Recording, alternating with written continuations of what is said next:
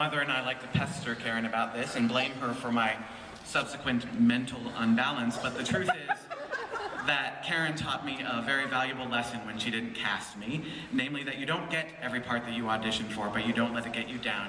You keep auditioning over and over and over again until you finally get the part.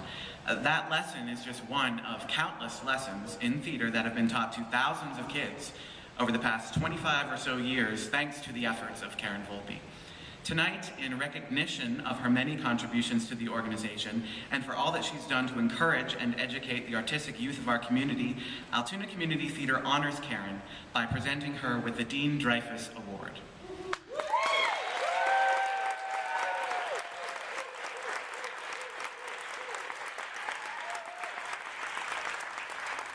The Dean Dreifus Award is named after the local elocution teacher who in 1929 formed the Little Theatre Guild, an amateur modern theatre group, which in 1948, that's 65 years ago, in case you're trying to do the math, officially was incorporated as Altoona Community Theatre. Established in 2004, the Dean Dreifus Award is given periodically by ACT's Board of Directors to individuals who have made some significant or long-time contribution to ACT. The first recipient of the award, who is with us tonight, was James E. Gatehouse, ACT's resident makeup and hair designer for many years.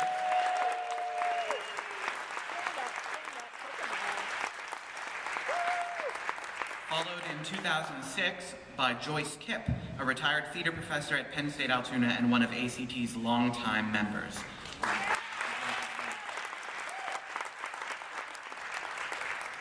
Tonight's recipient, Karen Volpe, first got involved with ACT as an actress, debuting in Play It Again, Sam in 1982.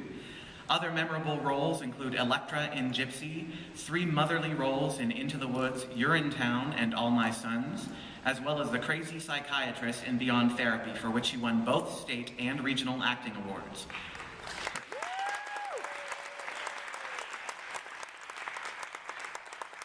As if that weren't enough. Her directing credits include ACT's first production of Annie in 1988, as well as The Music Man in 1991, The King and I in 1994, and White Christmas in 2011. She's a past member of ACT's Board of Directors for several terms and has served as the board president. Karen, who came to the area after touring the country with the comedy troupe Fun Days, is employed by Blair County Arts Foundation as the Mishler Theater Manager and Program Specialist, overseeing the annual Blair County Arts Festival. Personally, I met Karen in February of 1987 when my sister and I performed a rather awkward rendition of On the Street Where You Live for WTAJ's Action News for Kids. Now, over 26 years later, I'm thrilled to be on this stage paying tribute to a beautiful lady whom I consider to be my mentor, my collaborator, and my friend. At this time, ladies and gentlemen, I'd like to welcome to the stage ACT's Operations Manager, Steve Helsel.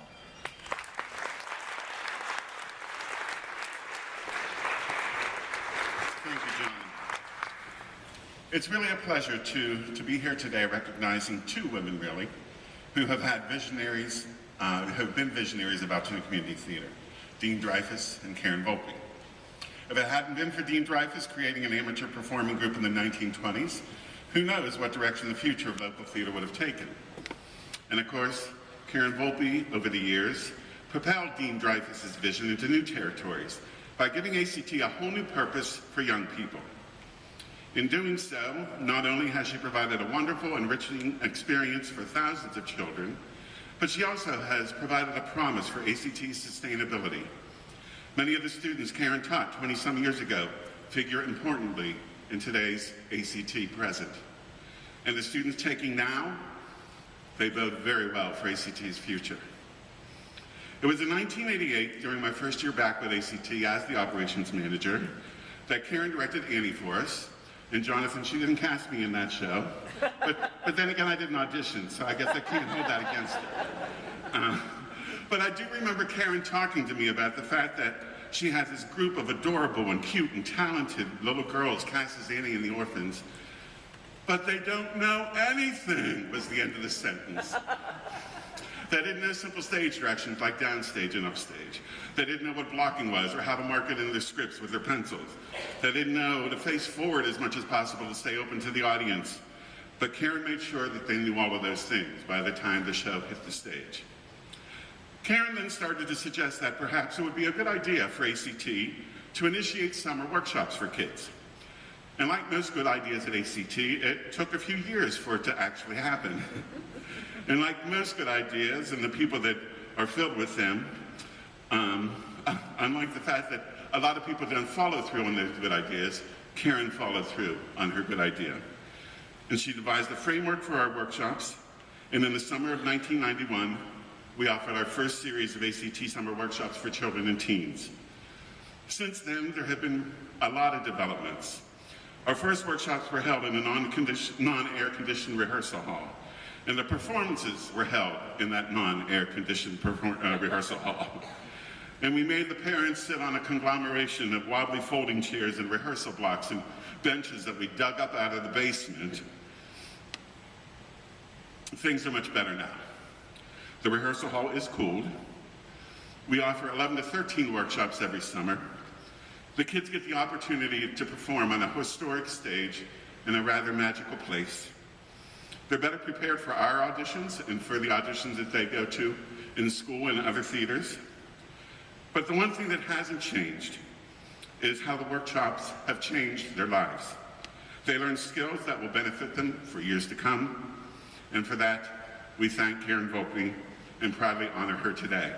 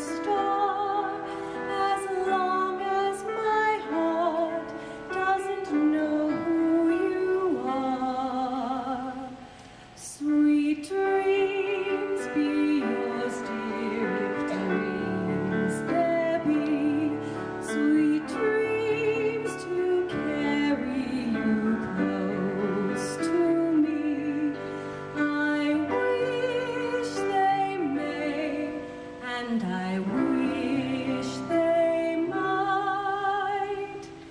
Now good night, my someone, good night. Good night, good night.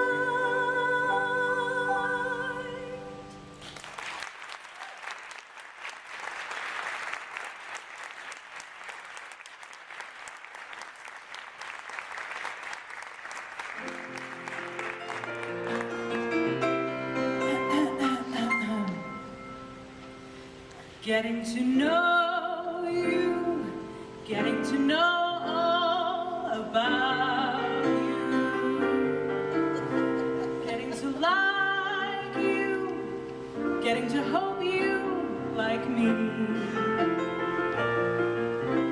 Getting to know you, putting it my way, but nicely. You are precisely my cup of tea. Getting to know you, getting to feel free and easy. Not that kind of easy. When I'm with you, getting to know what to say. Haven't you noticed? Suddenly I'm bright and breezy. Because of all the beautiful and new Things I'm learning about you day by day.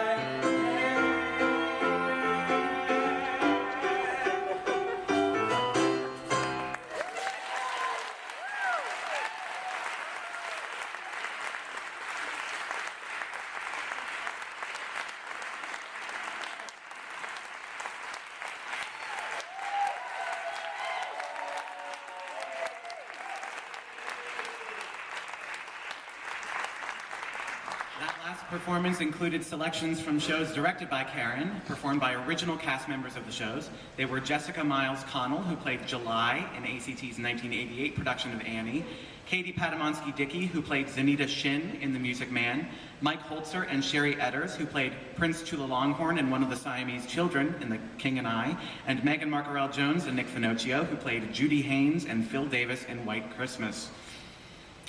Switching gears. Back in 2001, Karen asked me if I'd like to join her for dinner to talk about a new project. I probably should have run away then and there, but I was young and naive and I said yes. That night, Karen shared with me her idea for a new joint effort between ACT and VCAF. It would be a show that would feature dozens of kids performing songs and scenes.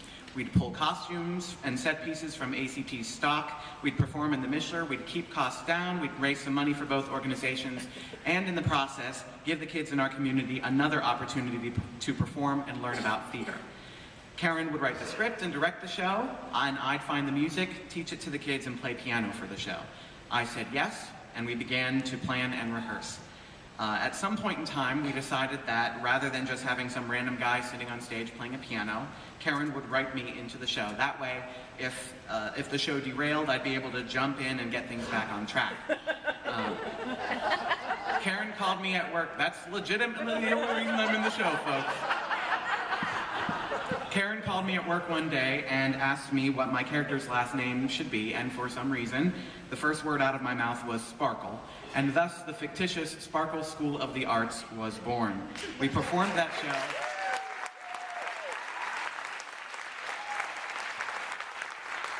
We performed that show in March of 2002. It was called Broadway Babies, and it featured over 60 talented young kids, first grade through 12th. Tomorrow, we'll hold our first round of auditions for the 11th Sparkle Show. We've had 10 shows in 11 years, featuring over 700 performances by kids and teens. Over the past 10 Sparkle shows, the Sparkle School of the Arts has held weddings, it's hosted career fairs, it's traveled through time, it's been visited by aliens, and it's been nearly taken over by renegade undercover florists.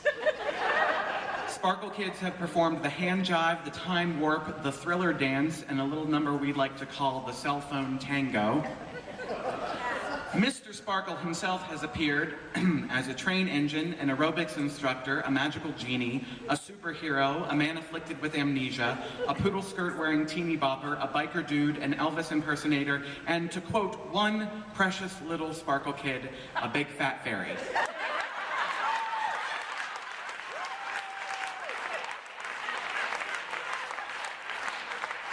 To set the record straight, I was an angel.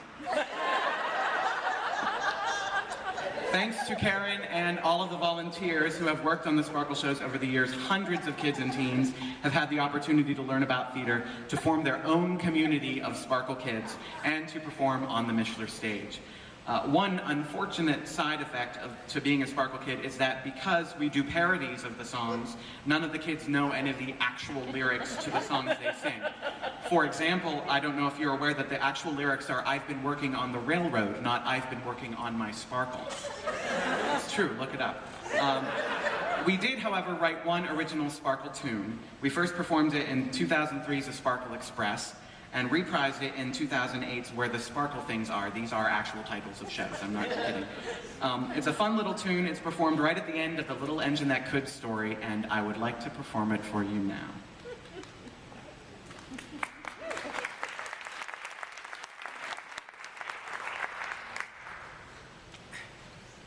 Imagine I'm a train engine. No one's gonna help these kids. No one's even gonna try. And the kids up over the mountaintop will just sit right down and cry. Well, that just isn't gonna happen. That just isn't gonna be. The question is, who's gonna help them? The answer is me.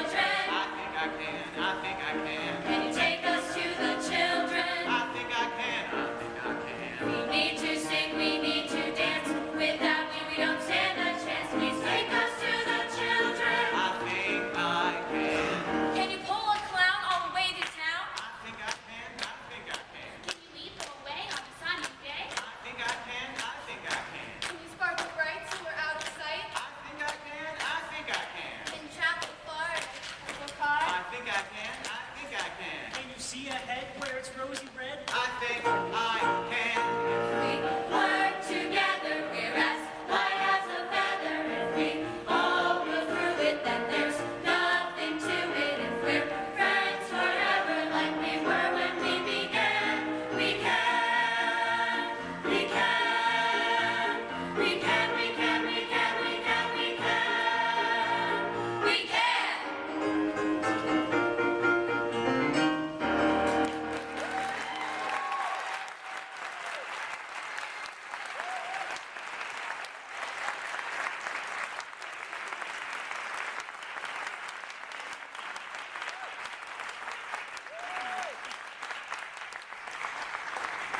right, thank you to all those past and present Sparkle kids for that rendition of I Think I Can. Clearly we still need to work on curtain call, that's one lesson, so we'll put that on our list for next year. Now I'd like to welcome to the stage 3 ladies who are graduates of the summer workshops and now join with Karen every summer to teach an entire new generation of kids about theater. Please welcome Julie Settle-Binus, Gina Volpe, and Rachel Volpe Wagner.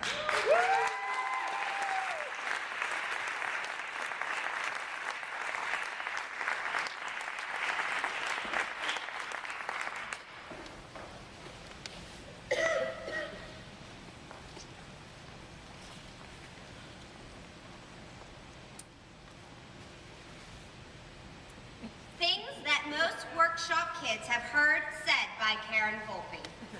Cheat out. What's your motivation here?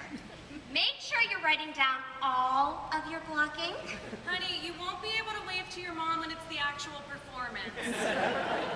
You need to project. Throw your voice like it's going to the back wall of the theater, but don't shout. You can't deliver a message without knowing what the message is. So, make sure you ask me if you don't understand something in the script. We'll think of some business for you to do there. Do you remember what we mean by business? Right now, you look like you're standing up and walking over there because I told you to. Why would your character do that? Look at how the 2 of you are standing. Make sure you're not upstaging him. This isn't working. I'm gonna change your blocking and have you enter stage left. Don't forget to take your scripts home. I'll know you didn't practice your lines if you leave it here. The biggest challenge in this improv game is that you don't let me see when your wheels are turning. Remember, this is where you gesture to the table. Did you write it down the first time? Okay, we'll write it down now. Okay, right now you're pulling focus. Remember how we talked about that? What? You're going to have to be louder than that, hon. Get used to the lights now because you can't squint or shield your eyes when we're performing. You're going to have to be a little bigger so it reads from the audience. Stay in character. Don't think, just go with it. That's what improv is all about. For this part, you're going to break the 4th wall. Do you remember what that is? Okay, we can play space jump improv one more time, but then we gotta rehearse. Who can show me where upstage right is? Who remembers what this front part of the stage is called? If you can see any seats in the audience, that means that they can see you. Hundreds of kids over the past 25 years have heard these things from Karen. The 3 of us certainly have. We were workshop kids long ago, and now we're lucky enough to be the instructors and get to pass down these along with a million other lessons about life and performing, many of which came to us directly from Karen. And after all of these years, she continues to teach every single summer. Karen made it possible for any child in this area with a passion or even just a glimmer of interest in the arts to have a chance to shine on stage. Many amazing performers who have gone on to grace this area and far beyond with their talent started at ACT workshops, and it's there where their talents were nurtured and sometimes discovered. Some workshop kids come in and they are bold and theatrical from the start and just ready to take center stage. Others may be looking to take a risk and stepping outside of their comfort to try something new. But because of Karen Volpe, they all had their chance to do so. So from us and on behalf of every workshop kid whose lives you've changed, we thank you.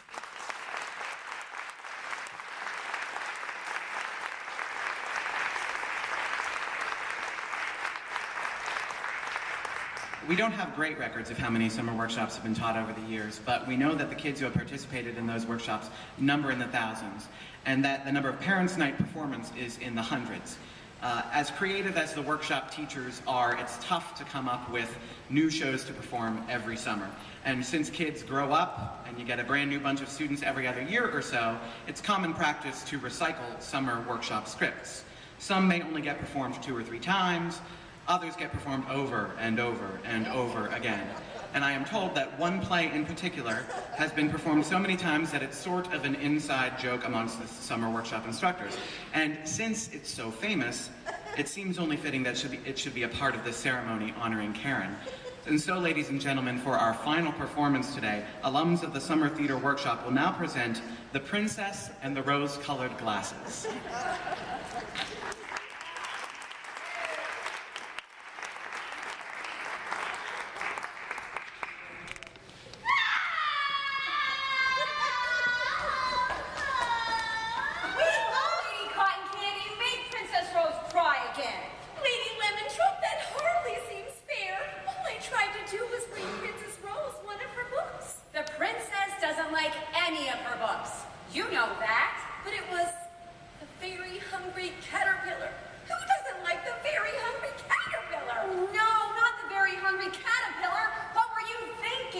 She hates that book. She says it makes her feel fat. But what about the end? When the caterpillar becomes a beautiful butterfly. Oh, no, don't you remember anything? Flying makes her dizzy, insects creep her out, and pretty little butterflies aggravate her inferiority complex. Now, I remember. Oh, you remember. Well, there's a first time for everything. A first time for what? For you to remember. Remember what? Never mind. We have to come up with a plan to cheer up Princess Rose. She's been unhappy for so long that it's really starting to bum people out, especially the Queen. She is getting grumpier by the minute. I know. Everyone is so upset. They've been trying so hard for so long to make Princess Rose happy, and nothing works. Why can't she be more like Princess Daisy? I love Princess Daisy. Everyone loves Princess Daisy. She never causes any trouble. She's always so quiet and kind. I wonder if she could teach me to be like that. Not like what? Nothing. Good morning, ladies. Good morning, Chef. What you got there? A big heaping bowl of spaghetti, Princess Rose's favorite. And I added a special ingredient. What is it? What's the special ingredient? Love. Oh, I think I'm gonna throw up. Oh, Chef, this food is sure to cheer her up. Let's hope so. Wish me luck. Good luck.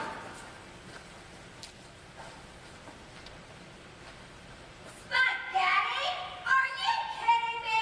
You want me to eat carbs right after watching the very hungry caterpillar? Not again. So, how did it go? Well, not exactly my greatest culinary success. Well, did you tell her about the special ingredient? I tried to. Oh, gosh darn it. But it's hard to talk about special ingredients when you got a mouthful of spaghetti. I don't know what else to do. I was sure she would like the spaghetti. If spaghetti doesn't make her happy, then this might just be mission impossible. Okay, not my best work. Why don't we leave the comedy to the jesters, sweetie? Well, somebody better make the princess happy soon. I can't bear another day of a crying princess and a grumpy queen. It is making everyone miserable. And being miserable is my thing. Can't you think of anything else, Chef? I do have a special recipe I've been working on for several days now. I'll go finish it up. But first things first, I need to clean the marinara sauce out of my ear. Hey, what happened? Oh, don't ask. Oh, here you ladies are. I've been looking everywhere for you. The Queen commands that you come to the throne room immediately. Oh, no. Calm down. The jesters and the chef will think of something to cheer up the princess. There's a butterfly in the throne room. Get it out, get it out, get it out! I certainly hope they think of something. Oh, thank goodness you're here, jesters. Have you come up with a new routine to make Princess Rose happy? Have we come up with a routine? Have we come up with a routine? Have we come up with a routine? Well, have you?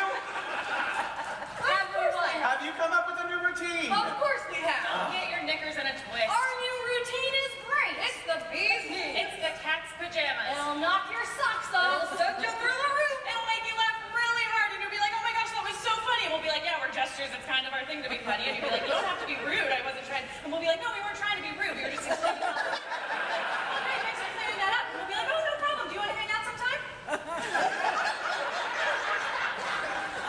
Okay, so let's hear it. Okay, here we go.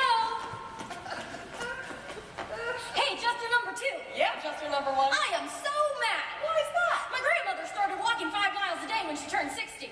Oh, that's good. Well, she's 92. We have no idea where she is.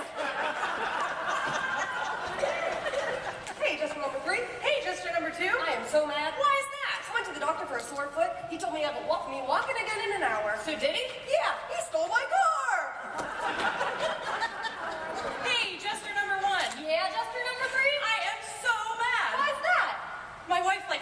me during Whoopi. So what? Last night she called me from Philadelphia. Whoa, ladies. I am not sure that that kind of humor is appropriate for Princess Rose, and it's certainly not appropriate for a children's theater workshop. Aha, I gotcha. Comedy for kids. That's the ticket. Don't you worry. We'll take care of everything. We'll dumb it down for you. I'm sure you will. I wonder where cotton candy and lemons are.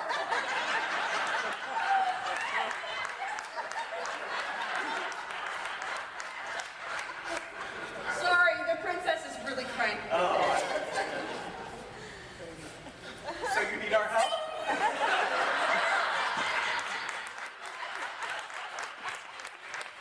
You better be funny, mister. Mister? I hardly even know her. Yeah, we're in huge trouble. Jesters, the queen said the princess will see you now. That's our cue. We gotta go. We gotta skedaddle. We gotta make like a tree and get out of here. We're doomed.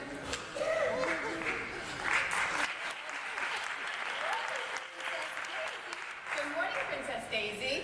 Oh, it certainly is, isn't it? I just think it's the most glorious day. When I woke up this morning, there was a tiny little bird sitting on my windowsill.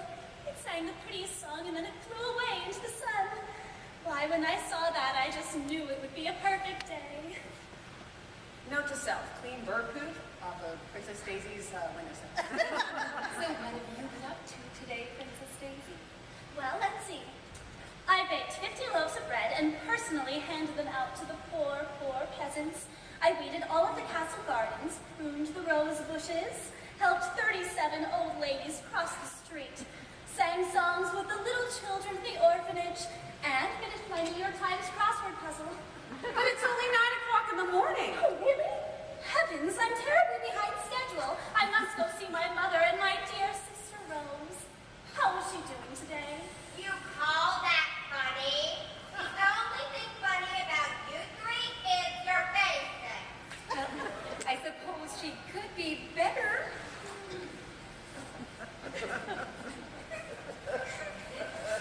Oh, what happened? Did the princess like your jokes? Is that a no? What do you think? She hated our jokes. Hated them? How could she hate them? She didn't even let us tell them. Well, we would have told them if somebody wouldn't have frozen up. I'm sorry, I was so nervous, and then she glared at me, positively glared. She's so mean. She's so nasty. She's not very nice. All right. Quiet down. Now, crying isn't going to help anything. Pull yourselves together. Okay. Oh, heavens, I must go inside to see if I can calm my dear sister down. Perhaps one of my operatic arias would help. I do hope Princess Daisy can help cheer her up. If she can't, we're doomed. There may be one other option. What's that? Well, I could play a song for her. I actually am a pretty good musician, not to toot my own horn. Get it? Horn? Toot? I would say leave the comedy to the jesters, but you saw how that turned out. Your statement is hurtful. And we would be offended by this statement if it weren't so accurate. I have faith in you, Paige. I know you can help cheer up Princess Rose. You might just be our last hope. Stop singing! It's official. You're our last hope. Oh, here they come. Their Royal Highnesses, Queen Violet and Princess Daisy.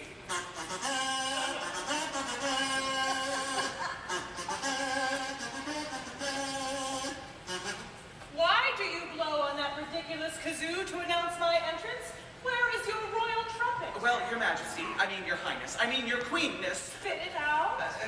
Princess Rose threw it into the royal duck pond, Your Majesty. Princess Daisy, why? Why are you crying? Oh, please, don't worry about me. I'm just a tad upset. I tried to cheer my dear sister up, but she cut me off before I could finish. I didn't even get to sing my favorite high note. My high note really isn't all that wonderful anyway. Oh, don't Oh, you're all so kind. And it's true, my high note is lovely. I'm sure Princess Rose really did appreciate your singing, even if she seemed upset. Where is Princess Rose? I thought she was right behind me. Why does everybody always leave without me? Oh, there she is. Her Royal Highness Princess Rose. Oh, honey. Rose. Now that is no way for a princess to conduct herself. Princesses sit on a throne, not on the floor. And where is your crown? Oh, she threw that into the duck pond too, Your Majesty. I sure did. I chucked it right into the pond, and I took out 3 bullfrogs, 2 ducks, and a whooping crane to boot. Oh dear, I think whooping cranes are endangered, aren't they? Well, that one sure was. The way she keeps throwing things into the duck pond really whacks me up. Enough! Sorry, Your Majesty. We just thought a little laughter might make the princess happy. You seriously thought that corny joke would make me happy? You're right. It was corny. There's a kernel of truth to that statement. I thought it was rather husky myself. No! But don't worry, we've got plenty more corny jokes. And stop. Stop! Just as you're going to have to do better than that if you want to make Princess Rose happy. Okay, I got one. Knock, knock. Who's there? Who? Gee, Princess, why are you crying? I'll make you cry!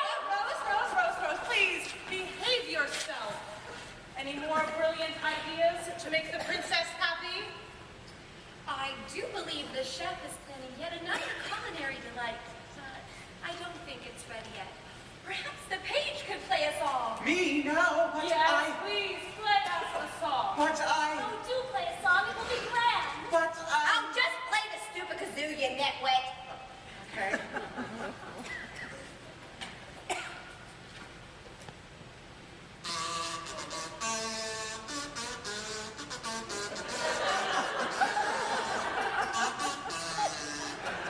Could someone please turn the page for me? Sorry.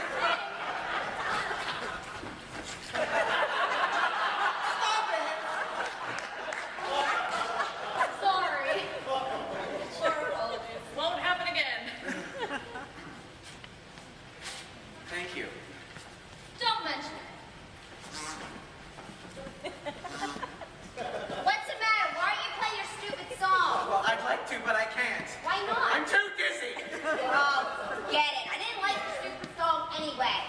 Is there nothing that can make my dear Princess Rose happy? This will make the princess happy. Hey, you can't enter the throne room without being announced. So announce me. The royal chef. Totally worth the wait. Your Majesty, I have prepared a special meal, guaranteed to make the princess happy. It took me days to perfect this royal treat fit for a princess. It's a delicious Greek pie made of chickpeas and chickpeas and other Greek stuff. Darling, you love Greek food. Yes, Greek food. With the feta. Go ahead, Belle, try it. Well, I am hungry. Well, what are you waiting for? Give the princess... Oh,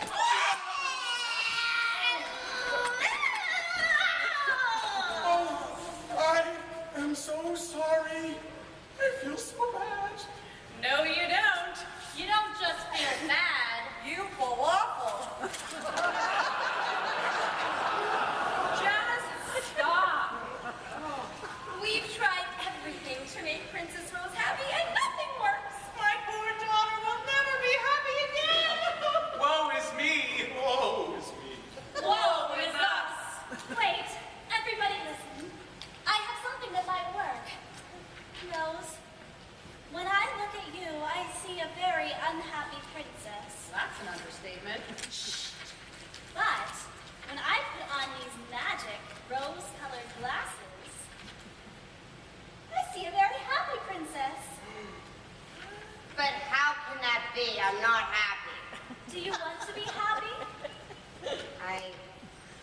Guess so. It might be nice.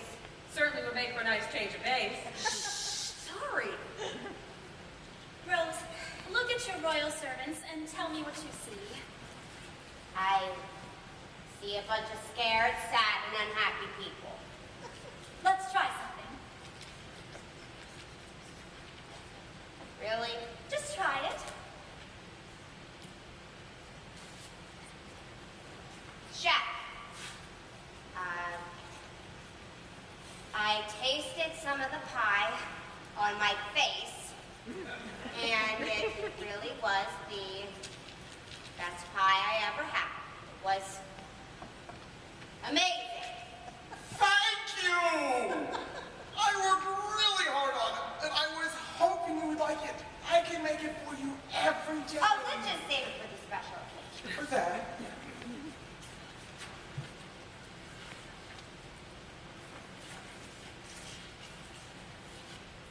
I'm sorry I made you sad. I don't want you to be sad, and I'm sorry I hurt your feelings and didn't think your jokes were funny, and sorry I glared at you.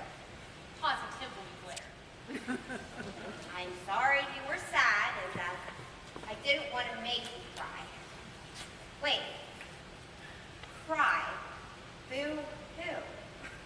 Boo-hoo. Yeah, that really is funny. I get it. Nailed it. Now what? Now, put on my rose-colored glasses. Now look at everybody and tell me what you see. I see happy people. Do you know why they're happy? Duh, because I have rose-colored glasses on. Take them off. Now how do the servants look? Still happy. How can that be, even without the glasses? It's not the glasses that makes them happy. They really are happy because you were nice to them and let them know how much you appreciate everything they do for you. I'm happy. I feel happy. This is weird. Of course you feel happy. Sometimes when you stop thinking about what makes you happy and instead you do what makes other people happy. Wait, you mean making other people happy can make me happy too? Eureka! Yes, that's true, Rose. Why, there are some people who spend their whole lives making other people happy. They do it all day, every day. Really? Of course, Rose. Why, I remember hearing about a lady who spent over 25 years of her life putting up with loud, obnoxious, overdramatic, snot-nosed kids. All just to make them happy. Wow, she did that for 25 years? She sure did. Was she mentally insane or criminally unstable? The jury's still out on that one. No, she wasn't crazy for doing it. The only thing she was crazy for was those kids. But how did she do it? With a lot of patience, understanding. And a good sense of humor. Oh, and a secret ingredient. What secret ingredient? Love. How inspiring! I think I'll do the same thing. I'll do my best to make every person I meet happier. What a wonderful thought. Yes, what a wonderful and heavy-handed moral lesson we've all just learned. Everyone in the kingdom shall have rose-colored glasses. They will remind us all to be happy. Hooray!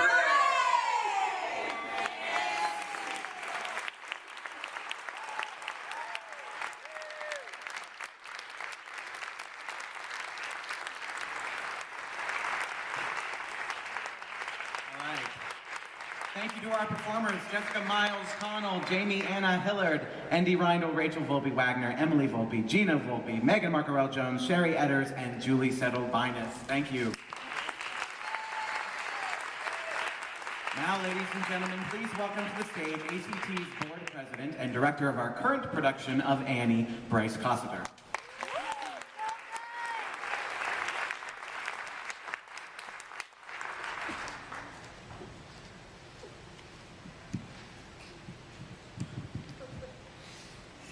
This week has certainly been a roller coaster of emotions for me. Obviously, putting on a production of this size, you can't help but feel a sense of great pride and accomplishment when things go off as beautifully as they've gone for our cast this week and our crew. So that, of course, fills me with a lot of happiness for what's happening right now. But at the same time, I'm remembering 25 years ago as I stand in the back, and I'm reliving a lot of what I was doing on this stage under the direction of Karen. You see, I met Karen Volpe for the first time 25 years ago when I auditioned for her production of Annie. And although we are spending time today acknowledging all of the things that she has done in terms of educating children on theater, we'd be remiss if I didn't also include what she's done for those of us who were adults. Yeah. Okay.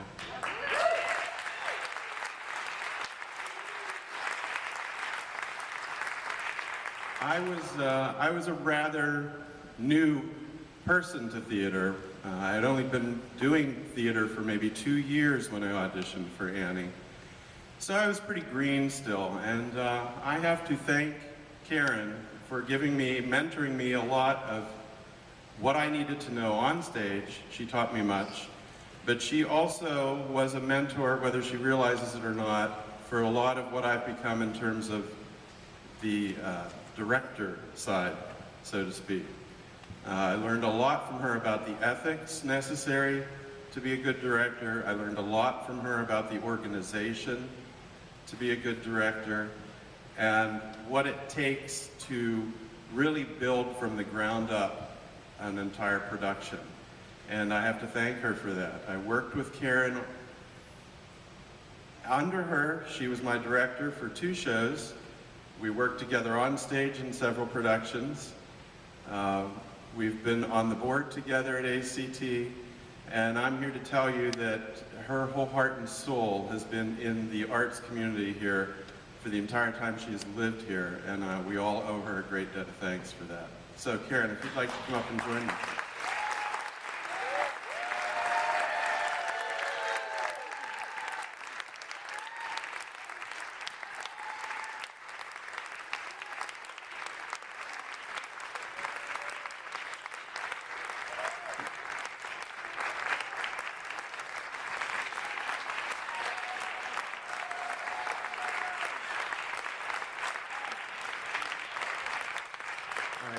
We have an award for Karen.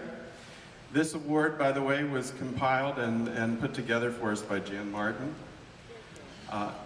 It has a great picture, which is in the program, of Karen, as well as a picture of some of her Sparkle kids. And at the top it says, "Believe in the transforming power of creativity and act accordingly." Karen Volpe being honored. Congratulations.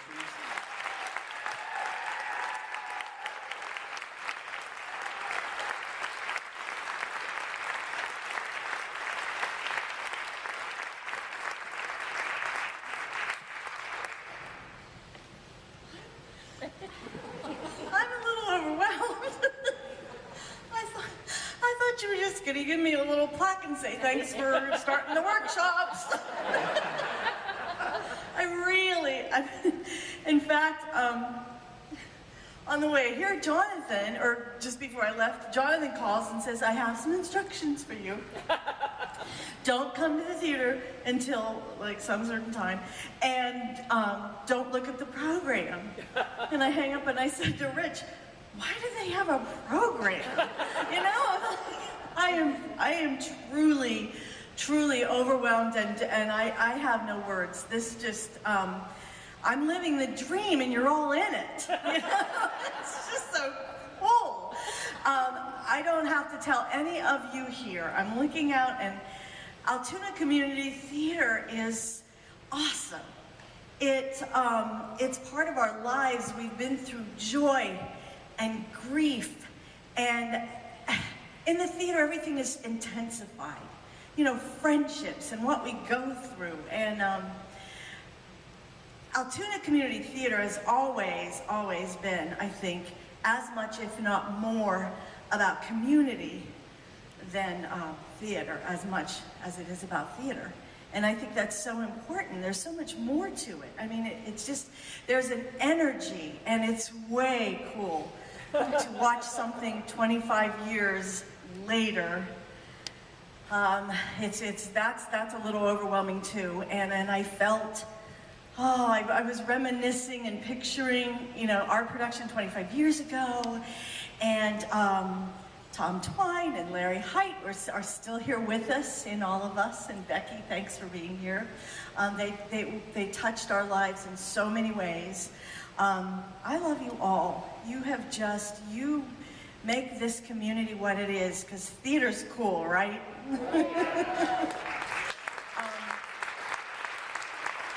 So just to have this tangible symbol is just, that is just the coolest thing. It will certainly have a place of honor in my heart and a reminder of how very much this organization means to me. And my family and my extended family, girls, it was so much fun watching you up here. And now we have a son-in-law who is involved too, and my husband loves it and is involved in it. Do you know how that is to have something that's been your passion all your life, and you're watching your family and it's their passion too? Sometimes I just stand back and look, and when I watched each of you come out, I just gasped. It was just like, oh, like I say, I thought you were just going to call me up and give me a plaque. I had no idea. Thank you for being here, and thank you to Dean Dreifus for starting this momentum to give us one of the best community theater organizations in the country. I love you all. Thank you very, very much.